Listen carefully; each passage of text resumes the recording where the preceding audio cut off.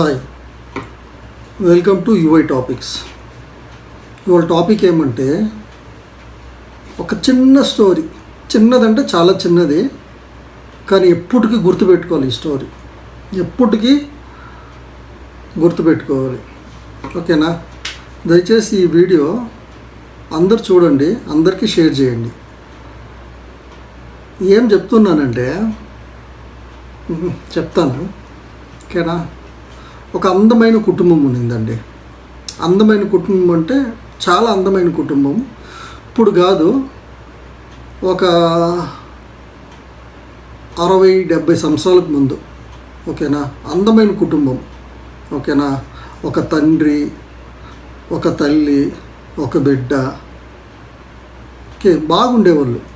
అంటే తండ్రి బాగా సంపాదించేవాడు, తల్లి కొడుకుని బాగా చూసుకునేది. ఒకే కొడుకే, బాగా చూసుకునేవాడు. అంటే తనకి ఏం కావాలో అన్నీ కొనిచ్చేవాడు, చాలా బాగా చూసుకునేవాడు. ఓకేనా? బాగుండే కుటుంబానికి ఏమైందంటే ఒకసారి తండ్రికి అనారోగ్యం వచ్చి చనిపోయాడు. సరే, చనిపోయిన తర్వాత తల్లే అన్ని బాధ్యతలు తీసుకునేసి వాళ్ళ కొడుకుని తర్వాత బాగా చూసుకొని చెందుకొని బాగా తనకి ఏం కావాలో అన్నీ కొనిపెట్టుకొని కష్టపడి పెంచి తర్వాత ఒక అమ్మాయిని చూసి పెళ్ళి అంతా చేసేసిండ్రు. సరేనా? పెళ్ళి అంతా చేసిండ్రు, బాగానే ఉన్నారు. వచ్చిన కోడలు బాగుంది, తల్లి బాగుంది, కొడుకు అందరూ బాగుండ్రు. వాళ్ళకి ఒక బిడ్డ పుట్టింది, అందరూ బాగానే ఉండరు. ఏంద్ర అంతా ప్రశాంతంగా బాగానే జరుగుతుంది, హ్యాపీ ఫ్యామిలీ లాగా. కానీ ఒకసారి ఏమైందంటే వాళ్ళ అమ్మ అనారోగ్యానికి గురైంది. జ్వరము, కోల్డ్, ఇలా కొన్ని చిన్నవి వచ్చింది.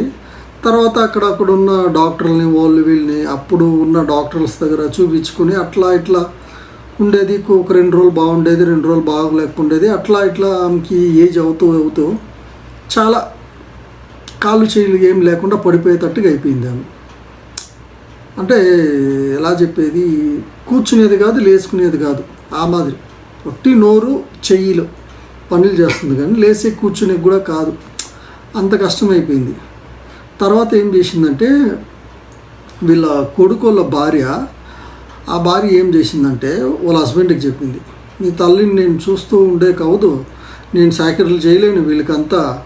సో నేను కావాలా, మీ అమ్మ కావాలా, నువ్వే డిసైడ్ చేసుకో అని చెప్పింది అనమాట. సో కొడుకు తెలుసు కదా, ఇలా చెప్తే ఎలా అనేసి, లేదు నాకు ఇద్దరు కావాలని ఫైట్ చేస్తున్నాడు.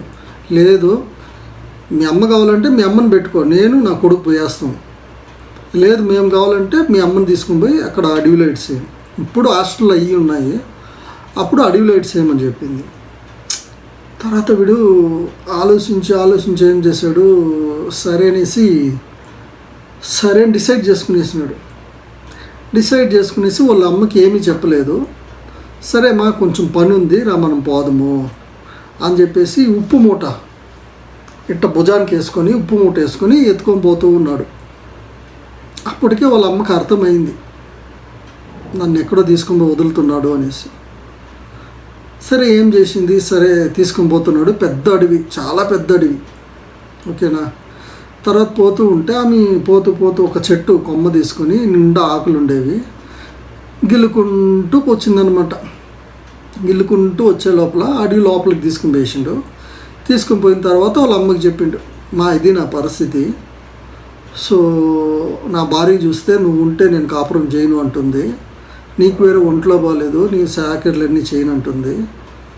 సో ఇంక నేను ఏం చేసే కావలేదు.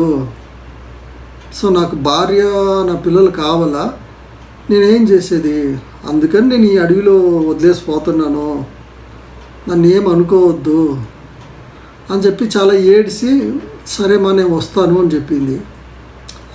సరేయా, నాకు అర్థమైంది, సరే అయిపోయింది, నా వయసు అయిపోయింది, ఇంక నేను ఏం చేసే కాబట్టి సరే. మొట్ట ఏమంటే ఆ అడవిలో పులులు, అనిమల్స్ అన్నీ ఉంటాయి. సో ఏ టైంకి ఏమవుద్దో తెలియదు, ఆమెకి లేసేకి కూడా కుదరదు. సరే అనేసి ఆమె కూడా కాసేపు ఏడ్చుకునింది. సరే మా నేను వస్తానని చెప్పేసి ఆయన కఠినంగా వెళ్తున్నాడు. తర్వాత ఒకసారి వెనక్కి తిరిగాడు. నేను ఒకటి అడగాలనుకున్నాను, నేను నిన్ను మోసుకొని వస్తున్నాను కదా, మోసుకొని వచ్చేటప్పుడు నువ్వు ఎందుకు ఆకులన్నీ తింపుకొని వచ్చును, ఏం ఆలోచించుకొని వచ్చును ఏమని. అయ్యా నేను ఏం ఆలోచించలేదు, నాకు తెలిసింది నువ్వు ఇలా వదిలిపోతావు అనేసి. కానీ ఇంత పెద్ద అడవి కదా, ఇంత పెద్ద అడవిలో మళ్ళా నువ్వు తిరిగి ఎట్లా పోతావు, ఓకేనా.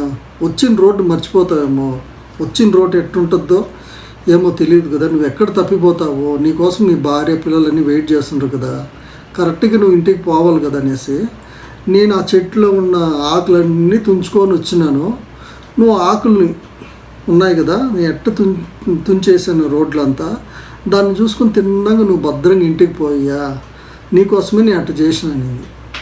అంటే అతనికి ఎట్లా అయిపోయిందంటే, అంటే ఒక తల్లిని తీసుకొచ్చి అడవిలో పెట్టి ఇంక చచ్చిపోద్ది, ఏదో పులో సింహమో ఏదో ఒకటి వచ్చి తినేసి చచ్చిపోద్ది.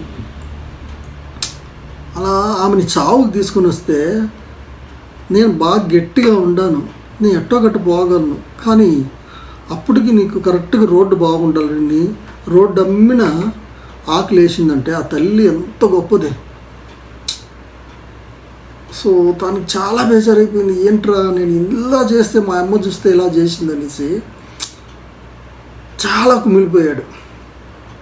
సో అందుకే తల్లి తర్వాతే దేవుడు అంటారు. అంటే ఒక తల్లిని చంపాలంటే ఇంకా ఆల్మోస్ట్ చంపేదట్టే. అడవిలో తీసుకుని పోయి ఇడిసేస్తే ఆమె లేయలేకపోతే, పులిలు తినకపోయినా కూడా ఆమెకు ఆహారం ఆడ నుంచి వస్తుంది, చచ్చిపోద్ది 2-3 రోజుల్లో. అంటే నువ్వు సావు దాకా తీసుకుని పోయినా కూడా ఆ తల్లి ఆ టైంలో కూడా నీ మంచి కోరొద్దంటే అదే తల్లి అనేది, సరేనా. అందుకే తల్లిని చాలా ప్రేమించాలి, తల్లికి మనం చాలా రెస్పెక్ట్ ఇవ్వాలి, సరేనా. నువ్వు ఎంతే చెడు కోరినా కూడా నీకోసం మంచి కోరేది తల్లిదండ్రులు, సరేనా. ఆ తల్లి నాకెందుకు లేరా నన్నే తీసుకొని పోతుండు, వీడికి ఎట్టనా పోనీలే అని అనుకోలేదు. ఆ సందర్భంలో కూడా నా బిడ్డ క్షేమం ఇంటికి పోవాలా, కొడుకు ఎదురు చూస్తుంటాడు, వాళ్ళకు నా కోడలు ఎదురు చూస్తుంటుంది. అందుకే చెప్పేది, నీకు నీ ప్రాణం పోయేటప్పుడు ఇంకొక ప్రాణం అడ్డుపెట్టేది ఎవరంటే తల్లిదండ్రులే. అందువలన దయచేసి తల్లిదండ్రులను గౌరవించండి, వాళ్ళని బాగా చూసుకోండి. వాళ్ళు వయసు అయిపోయినాక వాళ్ళు చిన్న బిడ్డలు ఉంటారు.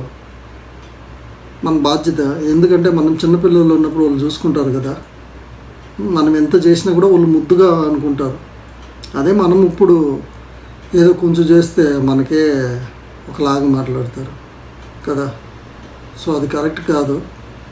ఎవరైనా తల్లిదండ్రుల్ని, అది ఆడైనా మగైనా, తల్లిదండ్రులను గౌరవించి వాళ్ళని ప్రేమించి వాళ్ళని బాగా చూసుకోండి. మీకు ఎంతో చూస్తుంటారు, ఎంతో చేస్తుంటారు, సరేనా. ఎన్నో కష్టాలు పడి ఉంటారు, అన్నీ చెప్పలేరు. కానీ మీకు తెలుసద్ది, మీ బిడ్డలో ఉన్నప్పుడు మీకు తెలుసద్ది, సరేనా. మీకు ఆ రోజు అనేది వస్తుంది, సరే. అందువలన దయచేసి తల్లిదండ్రుల్ని బాగా చూసుకొని వాళ్ళతో ఆనందంగా ఉండండి. వాళ్ళకి హెచ్చుకం ఏమైనా కూడా దగ్గరుండి చూసుకుంటే వాళ్ళు ఎంతో సంతోషపడతారు. ఈ వీడియో కనుక మీకు నచ్చుంటే దయచేసి లైక్ చేసి, షేర్ చేసి, సబ్స్క్రైబ్ చేయండి. Thank you.